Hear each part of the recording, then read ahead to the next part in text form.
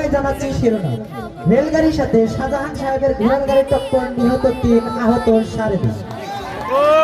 আদাবাড়িয়া স্কুলের শিক্ষিকা শিখারানী কুণ্ডুর অন্যবাড়িতে একটি মশা গুরুতরভাবে আহত। এছাড়াও আদাবাড়ি উচ্চ বিদ্যালয়ের সকল শিক্ষক ও শিক্ষিকার মাঝে তুমুল মরুগ লড়াই। এবারে বিস্তারিত। গত 300 বছর আগে আদাবাড়িয়া থেকে পাটুল পর্যন্ত যে রেল স্টেশন তৈরি হয়েছিল, সেখান থেকে একটি রেল ট্রেন দড়ি ছিঁড়ে তার রেল গাড়িটি পশ্চিমপাড়ার রেল ক্রস লাইনে শাহজাহান সাহেবের ঘোড়ার গাড়ির সাথে টক্কর হয়। আমাদের সংবাদ মাধ্যম হতে আরো জানা যায় যে ঘোড়ার গাড়িতে লোক ছিল প্রায় 9,500 এবং রেলগাড়িতে লোক ছিল প্রায় 4,500। এছাড়াও আরো জানা যায় যে টক্করের পর রেলগাড়িটি ছিটকে রানীখাপাড়ার পদ্মা সেতুর নিচে গিয়ে পড়ে। তবে ঘোড়ার গাড়ি